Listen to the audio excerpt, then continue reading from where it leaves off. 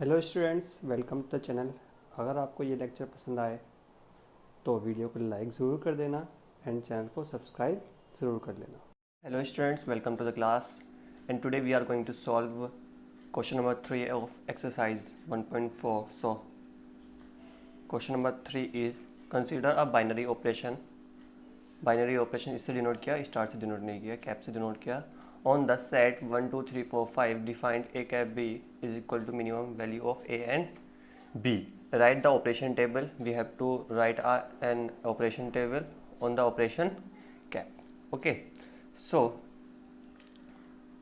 the solution is the binary operation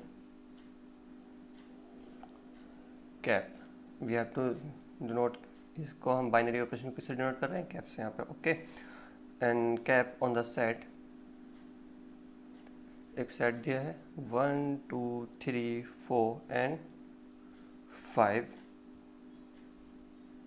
which is defined as किस तरीके से कि a cap b means the binary operation of a and b is equal to, किस तरीके से हमें we have to take minimum value of a and b for all a b belongs to set a को belong करने चाहिए, यानी कि जो a सेट हम इसको सपोज कर लेते हैं, इसको a is equal to this set. ठीक है, तो यहाँ पे 1 2 3 4 5 भी लिख सकते हो आप, कोई प्रॉब्लम नहीं है, बस मैंने इसको यहाँ पे a सपोज कर लिया. ठीक है, तो we have to write the operation table. So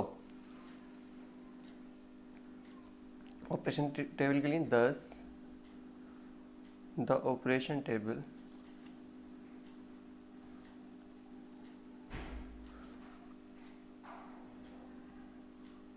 for the given operation cap. Okay, can be written as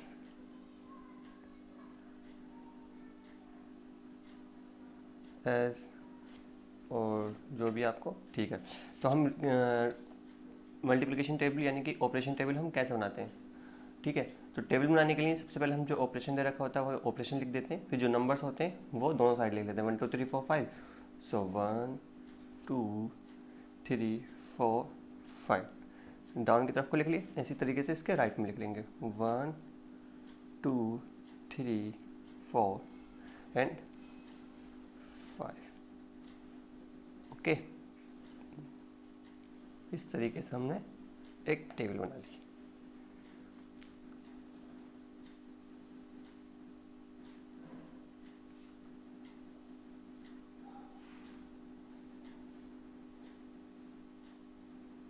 now table बन के तैयार. अब हमें ऑपरेशन लगाना, यानी कि 1 का ऑपरेशन 1 से, मिनिमम वैल्यू ऑफ 1 एंड 1 क्या है, मिनिमम वैल्यू ऑफ 1 एंड 1 के बीच में 1. And similarly minimum value of 1 and 2, 1 का ऑपरेशन किससे करेंगे 2 से.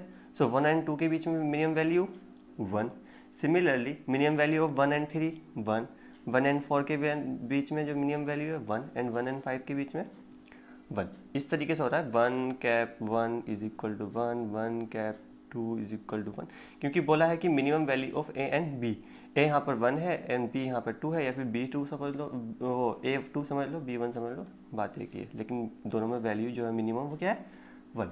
यहाँ पे मिनिमम वैल्यू फाइंड करनी है हमें. 2 एंड 1 में से मिनिमम वैल्यू क्या आएगी हमारी 1, एंड 2 एंड 2 में से मिनिमम वैल्यू 2, 2 एंड 3 में से minimum value, the minimum value of 2 and 3 2, 2 and 4 में मिनिमम वैल्यू 2 एंड देन 2. इसी तरीके से 3 एंड 1 में वैल्यू 1, 3 एंड 2 में 2, 3 3 में 3 एंड 3 4 में 3 एंड 3 5 में 3 मिनिमम वैल्यू. इसी तरीके से 4 1 में 1 मिनिमम वैल्यू एंड 4 2 में 2 मिनिमम वैल्यू, 4 3 में 3 मिनिमम वैल्यू एंड 3 4 4 में 4 मिनिमम वैल्यू एंड 4 5 में 4 मिनिमम वैल्यू. लास्ट 5 1 में 1, 5 2 में 2 मिनिमम वैल्यू, 5 3 में 3 मिनिमम वैल्यू एंड 5 4 में 4 मिनिमम वैल्यू एंड 5 5 में 5 मिनिमम वैल्यू. समझ रहे हैं ना, कि जैसे कि हमने 5 का ऑपरेशन 4 से कराया, 5 binary operation 4 5 and 4. So A and B, इनमें से मिनिमम वैल्यू क्या है 4, तो हमने वही तो लिखा है 4 दोनों में. ठीक है, इस टाइप से ये हमारी operation table complete. I hope आपको ऑपरेशन टेबल बनाना आई होगी. ठीक है, now let's move to the next part, next question, question number 4. So question number 4 is consider a binary operation star. Now question number 4, consider binary operation star on the set 1 2 3 4 5 given by the following multiplication table. Multiplication table दे रखी है. तो first question is compute 2 star 3 star 4 is whatever 2 star 3 star 4. As star is commutative, हमें दिखाना है कि commutative है नहीं है, यानी कि और लास्ट में करना कंप्यूट 2 स्टार 3 स्टार 4 स्टार 5 की वैल्यू हमें फाइंड करनी है. So now solution. First part हमसे कह रहा था कि हमें कंप्यूट करनी है the value of 2 star 3 star 4 and 2 star 3 star 4 की वैल्यू. ओके, सो नाउ पहले हम कंप्यूट करते हैं 2 स्टार 3 स्टार 4 की वैल्यू. ओके, 2 स्टार 3 की वैल्यू. अब देखो 2 स्टार 3 की वैल्यू हम मल्टीप्लिकेशन टेबल से निकालेंगे. 2 स्टार 3, 2 स्टार 3 की वैल्यू कितनी है 1. 2 स्टार 3 की वैल्यू कितनी है 2 स्टार 3 यहीं पर तो आ गया, यानी कि 2 यहाँ पर 3 यहाँ पर, तो वैल्यू क्या आ रही है यहाँ पर 1. ठीक है, यहाँ पे यानी कि 2 स्टार 3 की वैल्यू 1 आ गई. फिर लास्ट में हमने क्या लगाया स्टार एंड देन 4. 4 तो रह गया यहाँ पर 4. अब 1 स्टार 4 की वैल्यू 1 यहाँ पर है, स्टार 4 यहाँ पर, तो 1 स्टार 4 की वैल्यू कितनी आ गई बच्चों 1, यानी कि 1 स्टार 4 की वैल्यू आ गई हमारी 1. So the answer is 1. किसका 2 स्टार 3 स्टार 4 का. अब इसी तरीके से हम वैल्यू फाइंड करेंगे किसकी 2 स्टार 3 स्टार 4 की वैल्यू फाइंड करेंगे. ओके, नाउ 2 की जगह 2 रहने देंगे क्योंकि 3 स्टार 4 की वैल्यू फाइंड करेंगे. 3 स्टार 4 की वैल्यू 3 स्टार 4 एंड 3 स्टार 4 की वैल्यू कितनी है यहाँ पर 1 है. एंड 2 स्टार 1 की वैल्यू नाउ फाइंड करो. 2 स्टार 1 की वैल्यू कितनी है 2 स्टार 1, 2 स्टार 1 की वैल्यू कितनी है 1. सो the value of this and this is equal. वैसे हमें दिखाना नहीं है कि इक्वल है या नहीं है, तो लेकिन यहाँ पर इन दोनों की वैल्यू हमने फाइंड कर ली. Now let's move to the second part. Second part is star is commutative. तो कम्यूटेटिव के लिए हमें क्या दिखाना होता है, कम्यूटेटिव के लिए हमें दिखाना होगा कि A star B is equal to B star A. क्या ए स्टार बी की वैल्यू बी स्टार ए की इक्वल है या नहीं है. तो जस्ट एज्यूम करते हैं कि ए की जगह हमने क्या लगाया 1 स्टार 2 एंड बी की जगह हमने 2 एंड स्टार 1. इन दोनों की वैल्यू भी इक्वल आनी चाहिए ना. अगर दोनों की वैल्यू इक्वल आ गई फॉर एग्जाम्पल से हमारे पास, तो क्या हो जाएगा इसकी वैल्यू या तो ये कम्यूटेटिव हो जाएगी या फिर नहीं होगी. So let's see. 1 स्टार 2 की वैल्यू 1, 1 स्टार 2 की वैल्यू आ गई यहाँ पर 1. ओके, एंड 2 स्टार 1 की वैल्यू 2 स्टार 1, 2 स्टार 1, 1 की वैल्यू भी 2 स्टार 1 की वैल्यू क्या है 1. आप चेक करना, यानी कि सभी में, यानी कि अगर हमने अभी तो ये लिया है, अब 2 स्टार 3 ले लो. सो 2 स्टार 3 की वैल्यू 1 आ रही है, तो 3 स्टार 2 की वैल्यू 1 आ रही है. सो हम कह सकते हैं कि सभी वैल्यूज़ के लिए क्या है ये कम्यूटेटिव है. So hence A star B hence the star is commutative. क्योंकि दोनों वैल्यूज़ इक्वल आ रही हैं, तो हम we can say that it is commutative. And then last third part of this question is compute करना, हमें वैल्यू फाइंड करनी है हमें 2 star 3 star 4 star 5. So the value of 2 star 3, so value of 2 star 3, 2 star 3 value कितनी है 1 है. सो वहाँ पर हमने कितना लिख लिया 1 लिख लिया.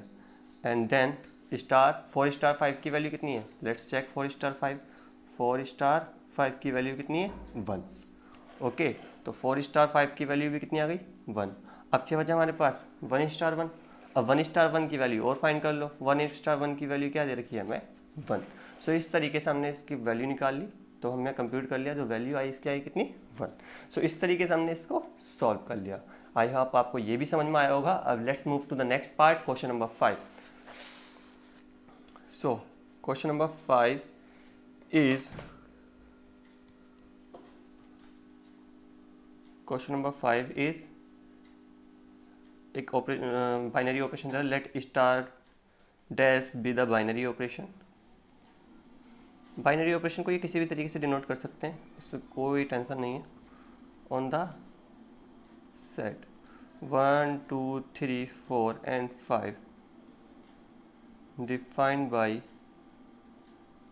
A star dash B is equal to HCF of A and B.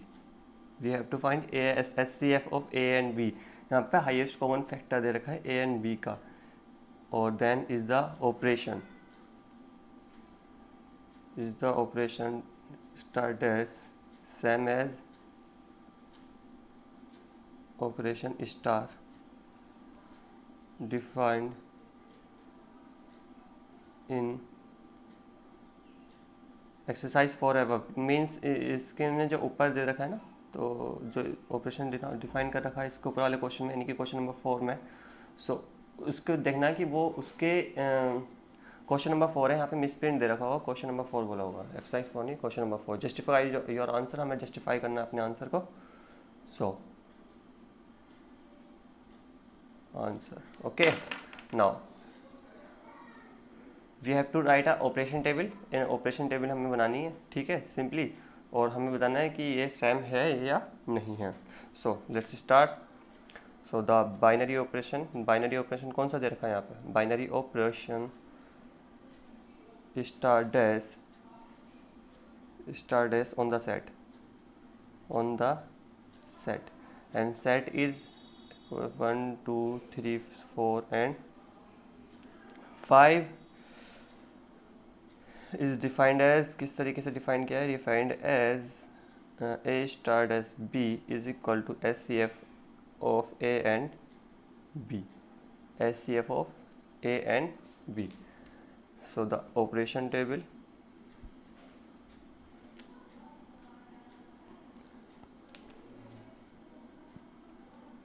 for the operation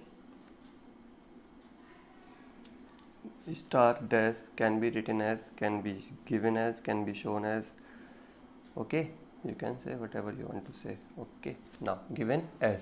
so हम किस तरीके से, मैंने बताया था आपको, जो ऑपरेशन दे रखा होता है उसको लिख लेते हैं स्टार डैश, ओके। नंबर्स कितने दे रखे हैं? 1 2 3 4 and 5, and similarly 1 2 3 4 and 5 lines,